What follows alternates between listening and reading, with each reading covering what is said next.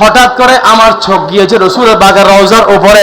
দেখতে পেলাম মুতাদিরা সালাফিরা নবীর সুপারিশকে তারা অস্বীকার করে। কথা বলেন ঠিক না বেঠিক?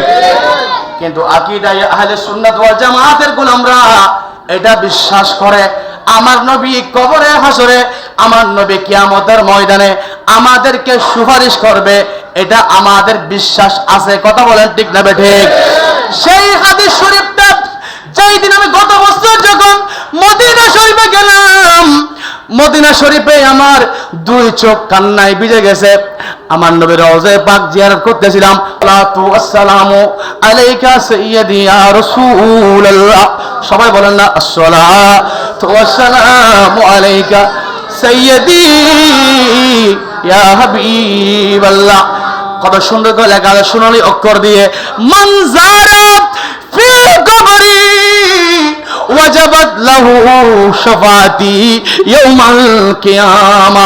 উম্মত রে, বাংলাদেশের জমিন থেকে কষ্ট করে এসেছো, ইন্ডিয়ার জমিন থেকে কষ্ট করে এসেছো, শ্রীলঙ্কার জমিন থেকে কষ্ট করে এসেছো, আমেরিকার জমিন থেকে কষ্ট করে এসেছো, তিউনিসিয়ার জমিন থেকে কষ্ট করে এসেছো, ইরাকের জমিন থেকে কষ্ট করে এসেছো, তুর্কিস্তানের জমিন থেকে কষ্ট করে এসেছো।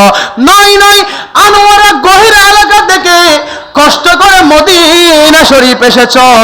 খালি কেন যাবে? খালি যাওয়ার দরকার নাই। আমি নবী তোমাকে শুভ সংবাদ দিলাম, মান যারা ফি কবরি ওয়াজাবাত লাহু শাফাতি ইয়াউমাল কিয়ামা। যে আমি নবীর একবার রওজা জিয়ারত করবে, যে আমি নবীর একবার রওজা মুবারক জিয়ারত করে যাবে, ওই উম্মতকে কবরে হাসরে সুপারিশ করা আমি নবীর উপর ওয়াজিব হয়ে যায়। আল্লাহু আকবার, ইয়া রাসূলুল্লাহ, ইয়া গোসওয়াজন দস্তগীর জিন্দাবাদ। আমরা সেই নবীর মোহব্বত আছে না নাই?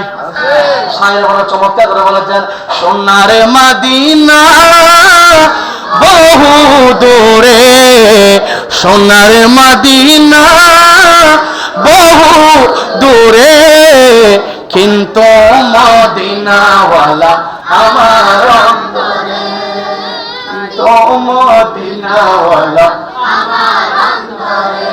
বাপরে বন্ধুরে বাইরে মদিনাকে কলবের মধ্যে জায়গা দেন।